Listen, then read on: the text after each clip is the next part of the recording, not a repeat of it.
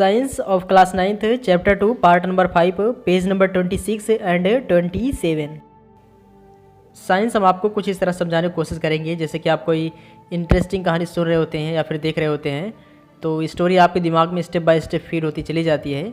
उसी तरह हम कोशिश करेंगे कि साइंस भी आपको कुछ इस तरह समझाएं कि स्टोरी की ही तरह साइंस भी आपके दिमाग में स्टेप बाय स्टेप फीड होती चली जाए।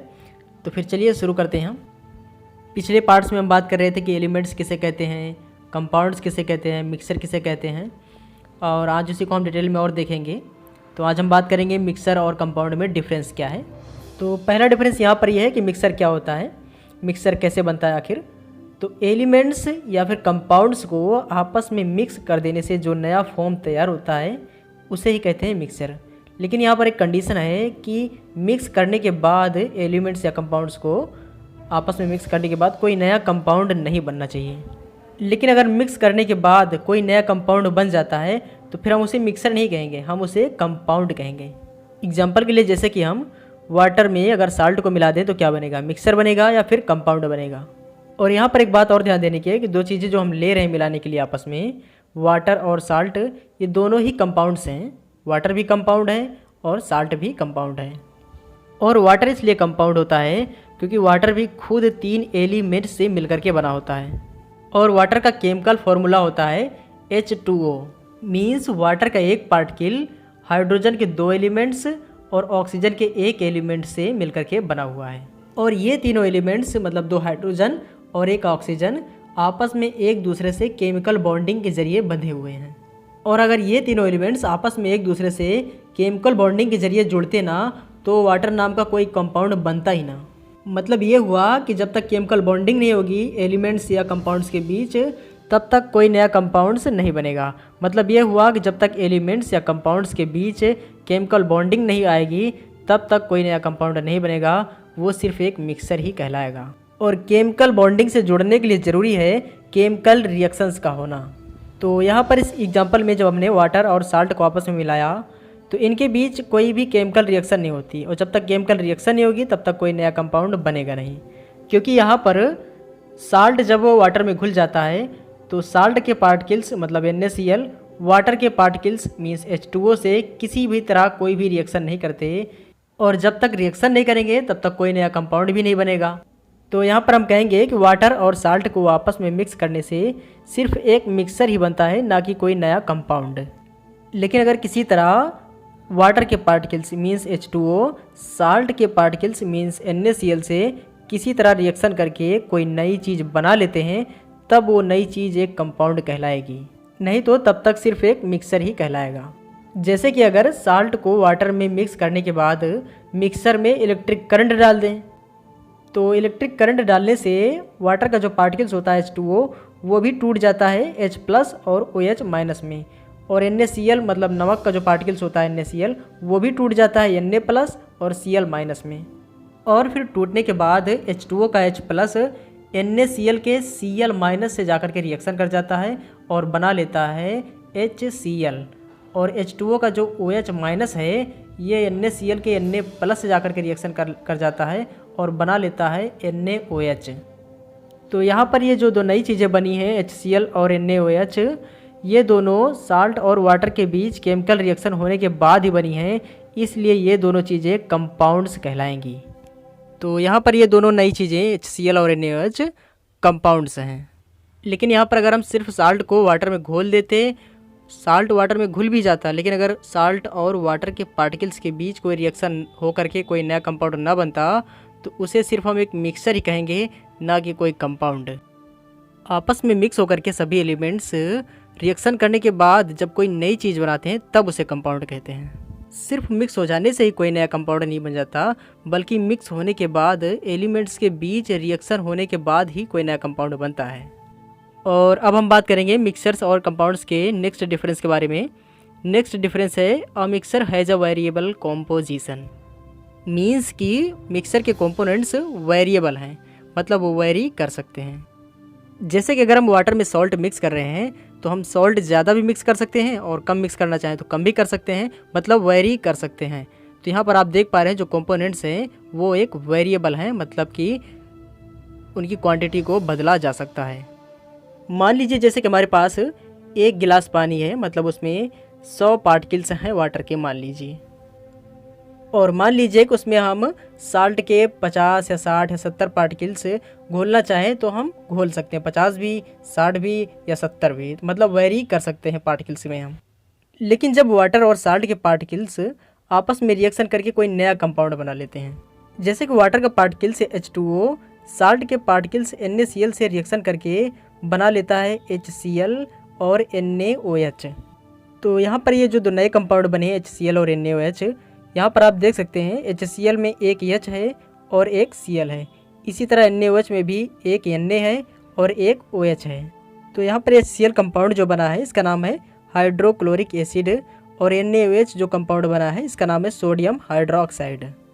और यहाँ HCl में H मतलब हाइड्रोजन या Cl मतलब क्लोरीन की क्वांटिटी को घटाया बढ़ाया नहीं जा सकता, नहीं तो वो फिर हाइड्रोक्लोरिक एसिड नहीं रह जाएगा बल्कि कोई नया कंपाउंड बन सकता है। और इसी तरह NaOH में भी Na या फिर OH की क्वांटिटी को घटाया बढ़ाया नहीं जा सकता है। अगर Na या फिर OH की क्वांटिटी को घटा या बढ़ा दिया जाएगा तो फिर कोई नया कंपाउंड बन सकता है जो कि NaOH नहीं होगा, या फिर रिएक्शन ही नहीं करेगा, मतलब कोई नया कंपाउंड ही नहीं बनाएगा। NaOH का एक कंपाउंड बनने के लिए सिर्फ एक Na और एक OH की ही ज़रूरत है, और इसी तरह HCl कंपाउंड बनने के लिए एक H और एक Cl की ज़रूरत है। लेकिन अगर आप एक H के बजाय 2 H लाते हैं और एक Cl लाते हैं तो भी एक H एक Cl से रिएक्शन करके एक HCl बना लेगा, और एक H जो बचा है आपके पास वो सिर्फ बचा ही रह जाएगा, वो किसी यूज में नहीं आएगा जब तक कि आप कोई दूसरा Cl नहीं लाएंगे।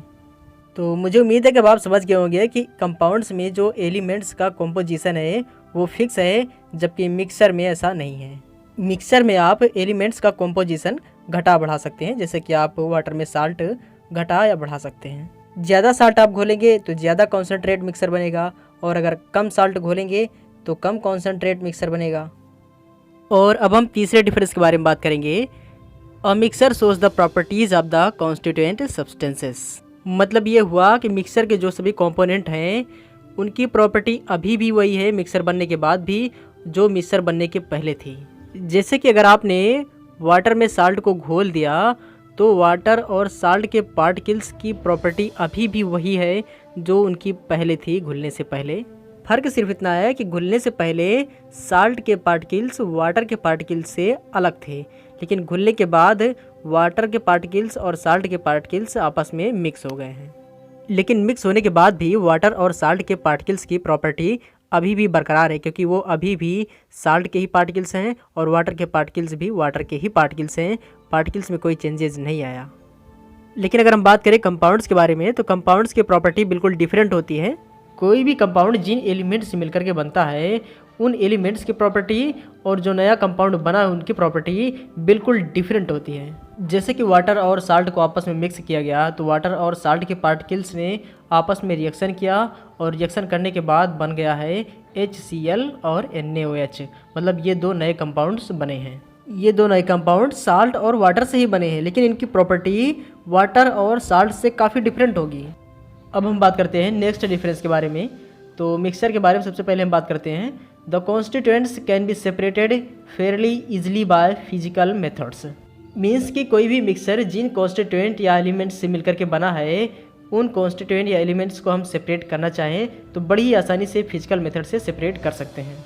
जैसे कि अगर हम साल्ट और वाटर के मिक्सर में से साल्ट और वाटर को सेपरेट करना चाहें तो बड़ी ही आसानी से फिजिकल मेथड से सेपरेट कर सकते हैं। इसके लिए हमें कोई केमिकल रिएक्शन करने की ज़रूरत नहीं है।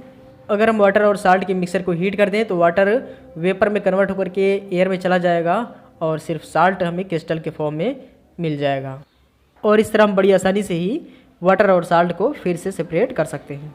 लेकिन कंपाउंड्स में ऐसा नहीं होता। कंपाउंड्स के सभी कॉन्स्टिट्यूएंट को अगर आप सेपरेट करना चाहते हैं तो उसके लिए आपको केमिकल रिएक्शन वगैरह की ज़रूरत पड़ेगी।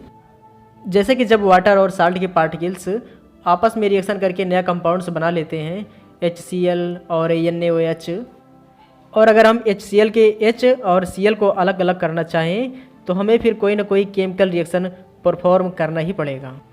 मुझे उम्मीद है कि अब आप मिक्सर और कंपाउंड्स में डिफरेंस समझ गए होंगे। अगर आप नहीं समझे तो एक बार वीडियो को आप फिर से बैक करके देख सकते हैं या फिर मुझे आप कमेंट कर सकते हैं।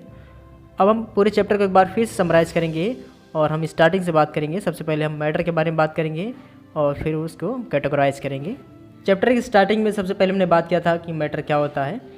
तो हमें अपने आसपास जो भी चीज़ें दिखाई पड़ती हैं और वो चीज़ें जिस मटेरियल से मिलकर के बनी है, उन्हीं मटेरियल को साइंटिस्ट मैटर कहते हैं। और सभी मैटर्स के सिर्फ 3 ही स्टेट हो सकते हैं, या तो सॉलिड होगा, या तो लिक्विड, या फिर गैस। और सभी मैटर्स को 2 कैटेगरी में डिवाइड किया गया है। पहला है प्योर सब्सटेंस और दूसरा है मिक्सचर्स। और प्योर सब्सटेंस उन्हें कहते हैं जिस चीज़ के सभी मटेरियल एक जैसे हों, उसे कहेंगे प्योर सब्सटेंस। जैसे कि एग्जांपल के लिए हो गया डिस्टिल वाटर। तो वाटर में सिर्फ वाटर के ही पार्टिकल्स होते हैं, इसके अलावा कोई दूसरा पार्टिकल्स नहीं होता, तो इन्हें हम कहेंगे ये प्योर सब्सटेंस हैं। लेकिन अगर हम बात करें मिल्क के बारे में, तो मिल्क ये एक प्योर सब्सटेंस नहीं है, बल्कि एक मिक्सर है। क्योंकि मिल्क में सिर्फ मिल्क के ही पार्टिकल्स नहीं होते, बल्कि उसमें प्रोटीन, फैट और वाटर और भी बहुत सारे पार्टिकल्स होते हैं। तो इसलिए वो एक मिक्सर है, ना कि प्योर सब्सटेंस।